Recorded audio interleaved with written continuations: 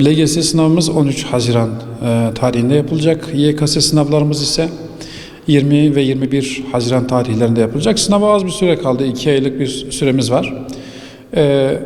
Bu süreçte öğrencilerimizin dikkat edeceği hususlar var tabii ki. Neler yapmaları gerekiyor? Rutin haline getirmeleri gerekeceği bazı şeyler var. Bunlar yemek alışkanlıkları, uyku alışkanlıkları, günlük düzenli ders çalışma programları, çözemediği yanlış soruları öğretmenlerine sorma gibi rutinler yapmalı. Bunun dışında her gün düzenli aralıklarla paragraf soruları çözmeleri gerekiyor. Problem soruları çözmeleri gerekiyor. Milli Eğitim Bakanlığı'nın ya da ÖSYM'nin daha önceki süreçte sormuş olduğu sorular var. Bu soruları muhakkak gözden geçirmeleri gerekiyor. Milli Eğitim Bakanlığı'nın dağıtmış olduğu kitapçıklar var. Bu soruları çözmeleri gerekiyor. Şimdi baskı içsel ve dışsal olarak karşımıza iki şekilde geliyor. Dışsal baskılar çevre etkisi olabiliyor. Bu arkadaş çevresinden başlayıp aile çevresine kadar devam ediyor. İster istemez bu öğrenciye ruh halini etki edebiliyor. Sınavı başarabilecek miyim? LGS öğrencisi hayatında ilk defa gireceği bir sınav. Bir daha giremeyecek. Hayatının önemli dönüm noktalarından birisi. Başaramazsam ne olacak gibi bir kaygısı var. Bu da geçmişte çok başarılı olan öğrencilerimizin sınav esnasındaki bu kaygısının başarısını çok aşağı çektiğini bize gösteriyor. Bunun dışında YKS öğrencilerimizde ise 12. sınıflarımız var, mezun öğrencilerimiz var. 12. sınıf öğrencisi ilk defa YKS düzeyinde ciddi bir sınava girdiği için çekinceleri olabiliyor. Mezun öğrencilerimiz ise bir daha mezuna kalacak mıyım korkusu oluyor. Aileme ne diyeceğim, istediğim yere ulaşabilecek miyim gibi kaygıları olabiliyor. Bunlar öğrencinin ister istemez moral motivasyonu etkileyen içsel ve dışsal durumlar. Bunun Çözümleri şu: öğrencilerimiz üzerine düşeni yapıp öncelikle tevekkül inancına sahip olmamız lazım. Önce üzerlerine düşeni yapacaklar. Bir yıllarından geçtiklerinden feragat edecekler. Sonra ben emeğimin karşılığını almaya gidiyorum hissiyatıyla o sınava girecekler. En nihayetinde emeklerinin karşılıklarını alacaklar. Çünkü çalışmadıkları yerlerden soru gelmeyecek. Başaracaklarına bu anlamda inanmaları gerekiyor. İçsel motivasyon çok önemli bir şey. Kendini bu anlamda motive etmeleri gerekiyor. Sınav esnasında öğrencinin eğitim koçu ya da ailesi yanında olmayacak. Kendisini motive edecek kişi yine kendisidir. Günün en verimli saatleri sabah saatleridir. Sabah saatlerini yatakta değil masa başında geçirmeleri gerekiyor.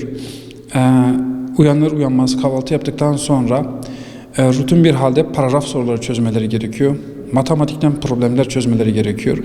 Sonrasında deneme analizleri yapmaları gerekiyor. Ben nerede yanlış yaptım? Bu yanlışımın gerekçesi ne? Ben yaptığım yanlışa bir daha geri dönüp baktım mı? Konu eksikliği mi var? Bilgi eksikliği mi var? Yoksa dikkat eksikliği mi var? Bu eksikleri tespit ettikten sonra eğer konu eksikliği ise hızlı bir konu tekrarı, halen anlamadıysa branş öğretmeniyle irtibata geçip eksikliklerini tamamlaması gerekiyor. Niçin başarması gerektiğini düşünürse, hedefinin ne olduğunu düşünürse ve sınav esnasında aklına başka bir şeyleri getirmezse başarı kaçınılmaz olacaktır. Çünkü bir yıl boyunca verdiğin emeğin hasılatını aldığı gündür sınav günü. Motivasyonu bu şekilde sağlayabiliriz. Ailemizin mutlu olacağına, kendimizin mutlu olacağına, sonraki süreçte iyi bir hayat yaşayacağımızı düşünerek kendimizi motive edebiliriz.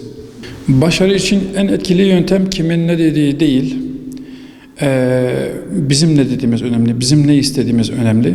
Herkesin çalışma formatı farklıdır. Ben bir öğretmen olarak öğrenciye şu şekilde çalış, şu saatlerde çalış, şu kadar soru çöz demem.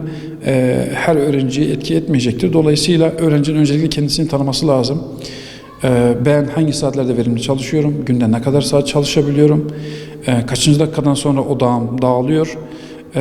Muhakkak çalışırken süre tutmaları gerekiyor, kronometreyle birlikte çalışmaları gerekiyor ve dağıldıklarını hissettikleri anda bu dikkatlerini toplamaları gerekiyor. Bu öğrencide başarıyı getirecek olan mutlak ve yegane adımlar olacaktır. Tabii ki şöyle geçmişten gelen bir tecrübeden şunları aktarabilirim. 12 yıllık bir tecrübe sahibi bir insanım.